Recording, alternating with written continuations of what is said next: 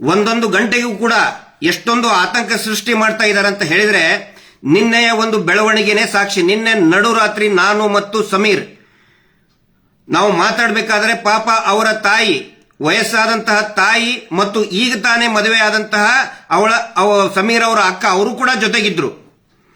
ನಿನ್ನೆ ಮಧ್ಯಾಹ್ನದ ಹೊತ್ತಿಗೆ ಪೊಲೀಸರು ಬಂದಾಗ ಅಳತಾ ಬೇಡ್ಕೊಂಡ್ರವರು, ಯಾರು? ಸಮೀರ್ ಅವರ ತಾಯಿ. ನೋಡಿ, ನನ್ನ ಮಗ ಯಾವುದೇ ತಪ್ಪನ್ನ ಮಾಡಿಲ್ಲ, ನಾನು ಪೊಲೀಸ್ ಸ್ಟೇಷನ್ ಎದುರುಗಡೆನೆ ಬಂದು ಆತ್ಮಹತ್ಯೆ ಮಾಡ್ಕೊಳ್ತೀನಿ, ಅದಕ್ಕೆ ನೀವೇ ಕಾರಣ, ಸರ್ಕಾರನೇ ಕಾರಣ ಅಂತ ಹೇಳಿದ್ದಾರೆ. ಒಂದು ವಾರದ ಮಟ್ಟಿಗಾದರೂ ಸಮೀರ್ ಮತ್ತು ಅವನ ಜೊತೆಗಿರುವಂತಹ ಸೌಜನ್ಯ ಹೋರಾಟಗಾರನ ಒಂದು ವಾರದ ಮಟ್ಟಿಗಾದರೂ ಕೂಡ ಅರೆಸ್ಟ್ ಮಾಡಿ ಜೈಲಿಗೆ ಹಾಕಿ ಅಂತೇಳಿ ಇದೇ ನಕಲಿ ದೇವಮಾನವ ಕೇಂದ್ರ ಸಚಿವರೊಬ್ಬರಿಂದ ಮತ್ತು ರಾಜ್ಯದ ಒಬ್ಬ ಪ್ರಭಾವಿ ಸಚಿವರಿಂದ ಪೊಲೀಸರ ಮೇಲೆ ಒತ್ತಡ ಹಾಕ್ತಾ ಇದ್ದಾರೆ ಅಂತ ಹೇಳಿ ನಮಗೆ ಮಾಹಿತಿ, ಖಚಿತವಾದಂತಹ ಮಾಹಿತಿ ಬರ್ತಾ ಇದೆ. ಹಿಂದೂ ದೇವಸ್ಥಾನ ಹಿಂದೂಗಳದ್ದೇ ಇರಬೇಕು ಅಂತ ಹೇಳಿದಾನ ಅವನು, ಹಿಂದೂಗಳದ್ದು ಅಲ್ಲ ಅಂತ ಹೇಳಿಲ್ಲ. ನಿಮಗ್ ಒಂದು ಪ್ರಶ್ನೆ ಕೇಳ್ತೀನಿ, ಒಂದೇ ಒಂದು ಪ್ರಶ್ನೆ. ನಿನ್ನ ಮನೆ ಹೆಣ್ಣು ಮಗಳಿಗೆ, ನಿನ್ನ ಮಗಳು, ನಿನ್ನ ತಂಗಿನೋ ಹೆಂಡತಿನೋ ತಾಯಿಗೋ ಯಾವನಾದ್ರೂ ಒಬ್ಬ ಕಿರಾತಕ ಹಿಂದೂ ಎತ್ಕೊಂಡು ಹೋಗಿ ಹಾಳು ಮಾಡಿದ್ರೆ ಆಯ್ತು ಬಿಡಪ್ಪ, ನಾನು ಹಿಂದೂ, ಅವನು ಅತ್ಯಾಚಾರ ಮಾಡಿದವನು ಹಿಂದೂ, ಹೋಗ್ಲಿ ಬಿಡು ಅಂತೇಳಿ ಸುಮ್ಮನೆ ಬಿಡ್ತೀಯ ನಾಲಾಯಕ್? ಈ ಶೀನಪ್ಪ ಅನ್ನುವಂತ ವ್ಯಕ್ತಿ ಎಲ್ಲಾ ಯೂಟ್ಯೂಬರ್ಸ್ ಗಳಿಗೂ ಕೂಡ ನೋಟಿಸ್ ಕೊಟ್ಟು ಬ್ಲಾಕ್ ಮಾಡಿಸಿದ. ಅದೇ ಶೀನಪ್ಪನ ವಿರುದ್ಧ 10 ವರ್ಷದವರೆಗೆ ಶಿಕ್ಷೆ ಆಗುವಂತಹ ಸುಗ್ರೀವಾಜ್ಞೆ ಇದ್ರೂ ಕೂಡ ಯಾಕೆ ಅರೆಸ್ಟ್ ಮಾಡ್ತಾ ಇಲ್ಲ? ಆಯ್ತಪ್ಪ, ಹಿಂದೂನೇ ಮಾಡಿದ ಅಂತ ಸುಮ್ಮನೆ ಇರ್ತೀಯ ಮಗನೇ? ಉತ್ತರ ಕೊಡು ಲೋಫರ್. ಕಳೆದ 12 ವರ್ಷಗಳಿಂದ ಸೌಜನ್ಯ ಹೋರಾಟ ಯಾವುದೇ ಅಡ್ಡಿ ಆತಂಕ ಇಲ್ಲದೆ, ಕಾನೂನು ಸುವ್ಯವಸ್ಥೆಗೆ ಧಕ್ಕೆ ತರದೆ, ಶಾಂತಿಗೆ ಧಕ್ಕೆ ತರದೆ ನಿರಂತರವಾಗಿ ಮಹೇಶ್ ಶೆಟ್ಟಿ ತಿಮರೋಡಿ ಅವರು ಒಂದು ಕಾನೂನಿನ ಅಡಿಯಲ್ಲಿ ಈ ಹೋರಾಟವನ್ನು ನಡೆಸಿಕೊಂಡು ಬಂದಿದ್ದಾರೆ. ಆದರೆ ಕಳೆದ ಒಂದು ವಾರದಿಂದ ಆಗ್ತಾ ಇರುವಂತಹ ಬೆಳವಣಿಗೆ ನೋಡಿದರೆ ಇಡೀ ಹೋರಾಟಕ್ಕೆ ಹಿಂದೂ ಮುಸ್ಲಿಂ ಅನ್ನುವಂತಹ ಒಂದು ಬಣ್ಣ ಬೆಳೆದು ಇಡೀ ರಾಜ್ಯದಲ್ಲಿ ದಂಗೆಯನ್ನ ಎಬ್ಬಿಸಿ ಧರ್ಮಸ್ಥಳ ಶ್ರೀ ಕ್ಷೇತ್ರದಲ್ಲಿ, ಹಿಂದೂಗಳ ಪವಿತ್ರ ಧರ್ಮಸ್ಥಳ ಶ್ರೀ ಕ್ಷೇತ್ರದಲ್ಲಿ ನಡೆದಂತಹ ನೂರಾರು ಅತ್ಯಾಚಾರ, ಕೊಲೆಗಳು, ಅದರ ವಿರುದ್ಧ ನಡೀತಾ ಇರುವಂತಹ ಪ್ರತಿಭಟನೆಯನ್ನ ಈ ಕೋಮು ದಂಗೆಗೆ ತಿರುಗಿಸುವಂತಹ ಪ್ರಯತ್ನ ಒಂದು ದೊಡ್ಡ ಷಡ್ಯಂತ್ರ ನಡೀತಾ ಇದೆ. ನಾನು ಇವತ್ತು ಈ ಕ್ಷಣದಲ್ಲಿ ಯಾಕೆ ಮಾತಾಡ್ತಾ ಇದ್ದೀನಿ ಅಂತ ಹೇಳಿದ್ರೆ, ಒಂದೊಂದು ಗಂಟೆಗೂ ಕೂಡ ಎಷ್ಟೊಂದು ಆತಂಕ ಸೃಷ್ಟಿ ಮಾಡ್ತಾ ಇದ್ದಾರೆ ಅಂತ ಹೇಳಿದ್ರೆ ನಿನ್ನೆಯ ಒಂದು ಬೆಳವಣಿಗೆನೇ ಸಾಕ್ಷಿ. ನಿನ್ನೆ ನಡುರಾತ್ರಿ ನಾನು ಮತ್ತು ಸಮೀರ್ ನಾವು ಮಾತಾಡಬೇಕಾದ್ರೆ ಪಾಪ ಅವರ ತಾಯಿ, ವಯಸ್ಸಾದಂತಹ ತಾಯಿ ಮತ್ತು ಈಗ ತಾನೇ ಮದುವೆ ಆದಂತಹ ಸಮೀರ್ ಅವರ ಅಕ್ಕ ಅವರು ಕೂಡ ಜೊತೆಗಿದ್ರು. ನಿನ್ನೆ ಮಧ್ಯಾಹ್ನದ ಹೊತ್ತಿಗೆ ಪೊಲೀಸರು ಬಂದಾಗ ಅಳತಾ ಬೇಡ್ಕೊಂಡ್ರವರು, ಯಾರು? ಸಮೀರ್ ಅವರ ತಾಯಿ. ನೋಡಿ, ನನ್ನ ಮಗ ಯಾವುದೇ ತಪ್ಪನ್ನ ಮಾಡಿಲ್ಲ, ದಯವಿಟ್ಟು ಅವನನ್ನ ಪೊಲೀಸ್ ಠಾಣೆಗೆ ಕರ್ಕೊಂಡು ಹೋಗೋದು ಅರೆಸ್ಟ್ ಮಾಡಬೇಡಿ, ಹಂಗೇನಾದ್ರೂ ಆದ್ರೆ ನಾನು ಪೊಲೀಸ್ ಸ್ಟೇಷನ್ ಎದುರುಗಡೆನೆ ಬಂದು ಆತ್ಮಹತ್ಯೆ ಮಾಡ್ಕೊಳ್ತೀನಿ, ಅದಕ್ಕೆ ನೀವೇ ಕಾರಣ, ಸರ್ಕಾರನೇ ಕಾರಣ ಅಂತ ಹೇಳಿದ್ದಾರೆ. ಆವಾಗ ಎಲ್ಲರೂ ಕೂಡ ನಾವು ಪೊಲೀಸ್ ಇಲಾಖೆಗೆ, ಹಿರಿಯ ಅಧಿಕಾರಿಗಳಿಗೆ, ಸಂಬಂಧಪಟ್ಟಂತ ಅಧಿಕಾರಿಗಳಿಗೆ ಕನ್ವಿನ್ಸ್ ಮಾಡಿದ್ವಿ. ರಾತ್ರಿವರೆಗೆ ಆಯ್ತು, ರಾತ್ರಿ 11:30ವರೆಗೂ ಕೂಡ ಇದರಲ್ಲೇ ಇದೀವಿ ನಾವು. ಅಲ್ಲಿಂದ ಮತ್ತೆ ನಾವು ಒಂದು ಸೇಫ್ಟಿ ಇರಲಿ ಅಂತ ಹೇಳಿ ನಮ್ಮ ಲಾಯರ್ ಆಫೀಸಿಗೆ ಕರ್ಕೊಂಡು ಬಂದ್ವಿ. ಅಲ್ಲಿ ಅವರು ಕೂಡ ಕಾನೂನಿನ ಬಗ್ಗೆ ಒಂದಿಷ್ಟು ಲೀಗಲ್ ಸೊಲ್ಯೂಷನ್ಸ್ ಏನೇನಿದೆ ಅದು ಕೂಡ ಚರ್ಚೆ ಆಯಿತು. ಅದಾದ ಮೇಲೆ ಅವರ ತಾಯಿಗೆ ತಲೆ ಸುತ್ತಿ ಬಿದ್ರು. 3:30ವರೆಗೆ ಅವರು ಮನೆಗೆ ಹೋಗಿ ಕಳಿಸಿ ಎಲ್ಲರೂ ಅವ್ರವ್ರ ಮನೆಗೆ ಹೋದ್ರು. ಈಗ ಮತ್ತೆ ಬೆಳಗ್ಗೆಯಿಂದ ಒಂದು ಸುದ್ದಿ ಬರ್ತಾ ಇದೆ, ಏನಂತ ಹೇಳಿದ್ರೆ ಒಂದು ವಾರದ ಮಟ್ಟಿಗಾದರೂ ಸಮೀರ್ ಮತ್ತು ಅವನ ಜೊತೆಗಿರುವಂತಹ ಸೌಜನ್ಯ ಹೋರಾಟಗಾರನ ಒಂದು ವಾರದ ಮಟ್ಟಿಗಾದರೂ ಕೂಡ ಅರೆಸ್ಟ್ ಮಾಡಿ ಜೈಲಿಗೆ ಹಾಕಿ ಅಂತೇಳಿ ಇದೇ ನಕಲಿ ದೇವಮಾನವ ಕೇಂದ್ರ ಸಚಿವರೊಬ್ಬರಿಂದ ಮತ್ತು ರಾಜ್ಯದ ಒಬ್ಬ ಪ್ರಭಾವಿ ಸಚಿವರಿಂದ ಪೊಲೀಸರ ಮೇಲೆ ಒತ್ತಡ ಹಾಕ್ತಾ ಇದ್ದಾರೆ ಅಂತ ಹೇಳಿ ನಮಗೆ ಮಾಹಿತಿ, ಖಚಿತವಾದಂತಹ ಮಾಹಿತಿ ಬರ್ತಾ ಇದೆ.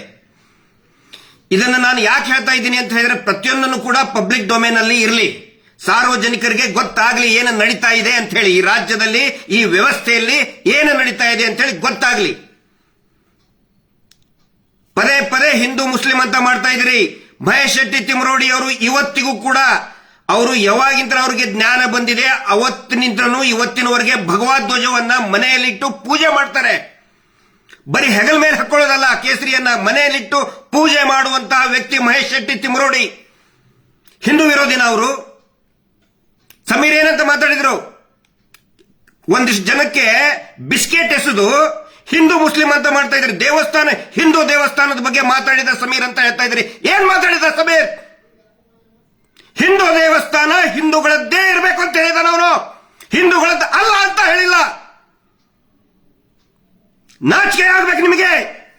ಒಂದು ಅತ್ಯಾಚಾರ ಪ್ರಕರಣದಲ್ಲಿ ಒಂದು ಹೆಣ್ಣು ಮಕ್ಕಳಿಗೆ ಧ್ವನಿ ಎತ್ತದ ಇಂತ ಸಮೀರಿನ ಬಗ್ಗೆ ಹಿಂದೂ ಮುಸ್ಲಿಂ ಮಾಡ್ತಾ ಇದ್ದೀರಿ ನೀವು. ಶೇಮ್ ಆನ್ ನೀವು.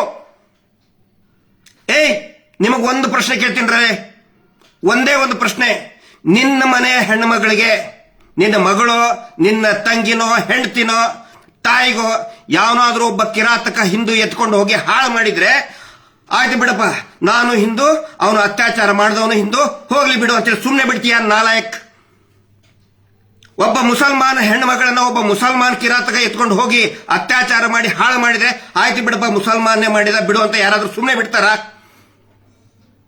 ಕ್ರಿಶ್ಚಿಯನ್ರಿಗೂ ಕೇಳ್ತಾ ಇದ್ದೀನಿ, ಜೈನ್ರಿಗೂ ಕೇಳ್ತಾ ಇದ್ದೀನಿ, ದಯವಿಟ್ಟು ಈ ಸುಳ್ಳು ಸುಳ್ಳು ಪೋಸ್ಟ್ ಹಾಕ್ತಾ ಇರುವಂತ, ವಿಷ ಉಗುಳ್ತಾ ಇರುವಂತ, ಹಿಂದೂ ಮುಸಲ್ಮಾನ್ ಅಂತ ವಿಷ ಉಗುಳ್ತಾ ಇರುವಂತ ಪೋಸ್ಟ್ ಗಳನ್ನ ದಯವಿಟ್ಟು ನಂಬಬೇಡಿ.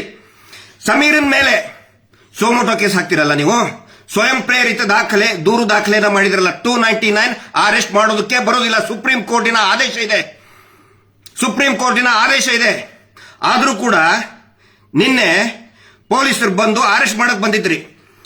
ಈ ಕೋಮು ಗಲಭೆ ಎಬ್ಬಿಸ್ತಾ ಇರುವಂತ ಫೇಕ್ ಅಕೌಂಟ್ ನಲ್ಲಿ ಎಷ್ಟೋ ಜನ ಫೇಕ್ ಅಕೌಂಟ್ ನಲ್ಲಿ ಹಿಂದೂ ಮುಸಲ್ಮಾನ್ ಮಾಡ್ತಾ ಇದಾರಲ್ಲ, ಅವ್ರ ಮೇಲೆ ಯಾಕೆ ಸೋಮೋಟೋ ಕೇಸ್ ಇವತ್ತಿನವರೆಗೂ ರಿಜಿಸ್ಟರ್ ಆಗಲಿಲ್ಲ ಅನ್ನೋ ಪ್ರಶ್ನೆಯನ್ನ ನಾನು ಕೇಳ್ತಾ ಇದ್ದೀನಿ. ಅಂದ್ರೆ ಈ ನಕಲಿ ದೇವಮಾನವ ಸಿಕ್ಕಾಪಟ್ಟೆ ದುಡ್ಡಿದೆ, ದೇವಸ್ಥಾನವನ್ನ ಕಂಟ್ರೋಲ್ ಮಾಡ್ತಾನೆ. ಅವನ ಹತ್ರ ರಾಷ್ಟ್ರಪತಿಗಳು ಬರ್ತಾರೆ, ಪ್ರಧಾನ ಮಂತ್ರಿಗಳು ಬರ್ತಾರೆ, ಮುಖ್ಯಮಂತ್ರಿಗಳು ಬರ್ತಾರೆ, ಹೋಮ್ ಮಿನಿಸ್ಟರ್ ಬಂದು ಕಾಲ್ ಬಿಡ್ತಾರೆ, ಜಡ್ಜಸ್ಗಳು, ಹೈಕೋರ್ಟ್, ಸುಪ್ರೀಂ ಕೋರ್ಟ್ ಜಡ್ಜಸ್ಗಳು ಬಂದು ಅವ್ನು ಕಾಲ್ ಬಿಡ್ತಾರೆ ಅಂತ ಹೇಳಿದ್ರೆ ಅವನು ಏನ್ ಮಾಡಿದ್ದ ಅದೇ ನಿಜನಾ? ಅವನೇನ್ ಕಾನೂನಿಗಿಂತ ದೊಡ್ಡವನ? ಅವನು ನಕಲಿ ದೇವಮಾನವ. ಅವನ ತಮ್ಮ 106 ಕೊಲೆಗಳನ್ನ ಮಾಡಿದ, 106 ಹೆಣ್ಣು ಮಕ್ಕಳನ್ನ ಕೊಂದು ಕೊಲೆ ಮಾಡಿ ನೇತ್ರಾವತಿ ನದಿಯಲ್ಲಿ ಕಾಡಿನಲ್ಲಿ ಬಿಸಾಕಿದ್ದಾನೆ. ಅದರ ಸಾಕ್ಷಿ ನನ್ನ ಹತ್ರ ಇದೆ. ಸುಳ್ಳು ಮಾತಾಡ್ತಾ ಇದ್ರೆ ನನಗೆ ಅರೆಸ್ಟ್ ಮಾಡ್ಕೊಂಡು ಹೋಗ್ಲಿ. ನಾನು ತಪ್ಪು ಮಾತಾಡ್ತಾ ಇದ್ರೆ, ನಾನು ದಾಖಲೆ ಸಾಕ್ಷಿಗಳನ್ನ ಕೊಡದೆ ಹೋದ್ರೆ ಫಸ್ಟ್ ನನ್ನನ್ನು ಅರೆಸ್ಟ್ ಮಾಡಿ ಅಂತ ಸರ್ಕಾರ ಕೇಳ್ತಾ ಇದ್ದೀನಿ. ನಾನು ಬೊಗಳೆ ಬಿಡ್ತಾ ಇಲ್ಲ. ಇಲ್ಲಿವರೆಗೆ ನಾವು ಹೇಳಿದ್ದು ಬರೀ 10%, 10% ಇನ್ನೂ ಎಲ್ಲವೂ ಇದೆ, ಎಲ್ಲ ಇಟ್ಕೊಂಡು ಕೂತ್ಕೊಂಡಿದ್ದೀವಿ ನಾವು. ಸುಮ್ಮನೆ ಬೊಗಳೆ ಬಿಡ್ತಾ ಇಲ್ಲ. ಇಲ್ಲಿ ಸರ್ಕಾರ ಇವತ್ತು ನಮಗೆ ಹೇಳಿ ಆಯ್ತು ತೋರಿಸು ಅಂತ ಹೇಳಿ, ತೋರಿಸಲಿಲ್ಲ ಅಂದ್ರೆ ನಮಗೆ ಅರೆಸ್ಟ್ ಮಾಡ್ಕೊಂಡು ಹೋಗಿ. ನೀವು ವಾಸ್ತವವನ್ನೇ ಹೇಳ್ತಾ ಇದೀವಿ ಇಲ್ಲಿ. ಅದಕ್ಕೆ ಎಲ್ರಿಗೂ ನಾನು ವಿನಂತಿ ಮಾಡ್ಕೊತಾ ಇದ್ದೀನಿ. ಸುಮಾರು ಜನ ಕಾಲ್ ಮಾಡ್ತಾ ಇದ್ದಾರೆ, ವಿಶೇಷವಾಗಿ ಯೂಟ್ಯೂಬರ್ಸ್ಗಳು ತುಂಬಾ ಒಂದು ಕಾಳಜಿಯಿಂದ ಒಂದು ಕಾಲ್ ಮಾಡ್ತಾ ಇದ್ದಾರೆ, ಸಿಗ್ತೀವಿ, ಭೇಟಿ ಆಗಬೇಕು ಅಂತ ಹೇಳ್ತಾ ಇದ್ದಾರೆ. ಎಲ್ಲರಿಗೂ ನನಗೆ ಮಾತಾಡಕ್ ಆಗ್ತಾ ಇಲ್ಲ.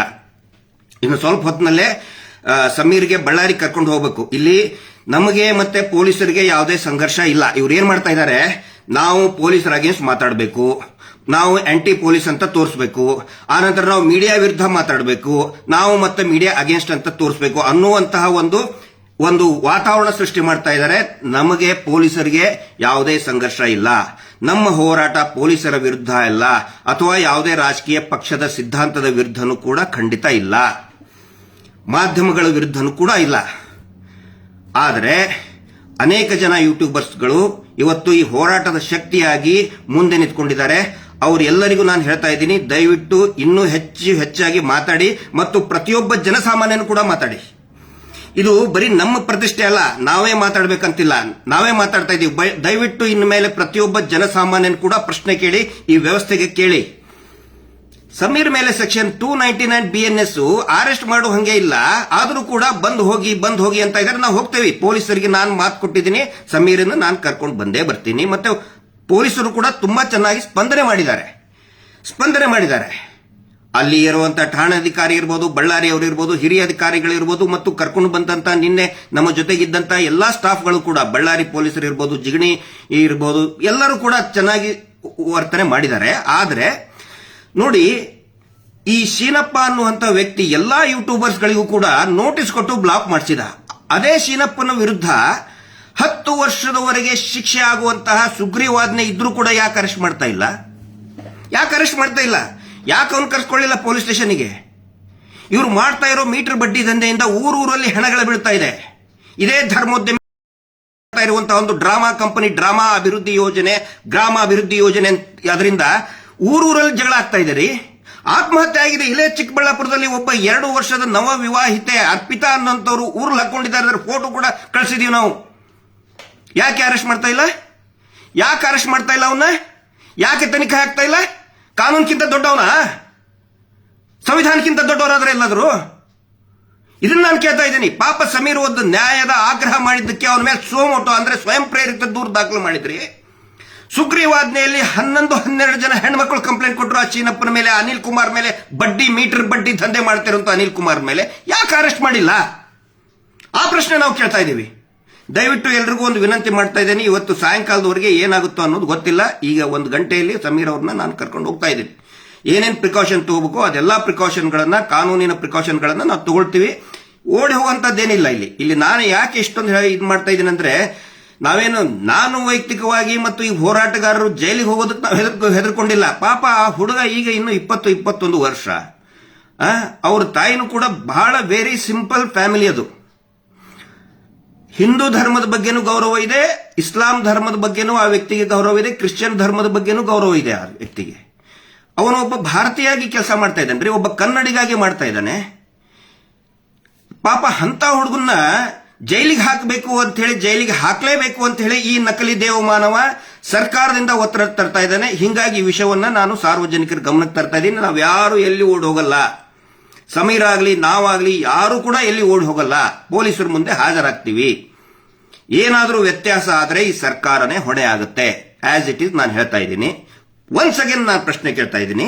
ಹಿಂದೂ ಮುಸ್ಲಿಂ ಮತ್ತೆ ಸುಳ್ಳು ಹೇಳಿ ಫೇಕ್ ಅಲ್ಲಿ ಮಾತಾಡ್ತಾ, ಇವನು ಹಾಕಿರೋ ಬಿಸ್ಕೆಟ್ ತಿಂದು ಮಾತಾಡ್ತಾ ಇದ್ದೀರಲ್ಲ, ಒನ್ಸ್ ಅಗೇನ್ ನೀವೇ ಉತ್ತರ ಕೊಡಿ. ನಿಮ್ಮ ಮನೆ ಹೆಣ್ಮಕ್ಳಿಗೆ ಮೊದಲು ಉತ್ತರ ಕೊಟ್ಟು ಆಮೇಲೆ ಹಿಂದೂ ಮುಸ್ಲಿಂ ಮಾತಾಡಿ. ಲಾಸ್ಟ್ ಕೊನೆಗೆ ಐ ರಿಪೀಟ್, ನಿನ್ನ ಮನೆ ಹೆಣ್ಮಗಳನ್ನ ಒಬ್ಬ ಹಿಂದೂ ಎತ್ಕೊಂಡು ಹೋಗಿ ಹಾಳು ಮಾಡಿದ್ರೆ ಆಯ್ತಪ್ಪ, ಹಿಂದೂನೇ ಮಾಡಿದ ಅಂತ ಸುಮ್ಮನೆ ಇರ್ತೀಯ ಮಗನೇ? ಉತ್ತರ ಕೊಡು ಲೋಫರ್. Justice for Soujanya. ಹೆಚ್ಚಿನ ವಿಡಿಯೋಗಳಿಗೆ ಪ್ರತಿಧ್ವನಿ ಯೂಟ್ಯೂಬ್ ಚಾನೆಲ್ ಸಬ್ಸ್ಕ್ರೈಬ್ ಮಾಡಿ, ಬೆಲ್ ಐಕಾನ್ ಕ್ಲಿಕ್ ಮಾಡಿ.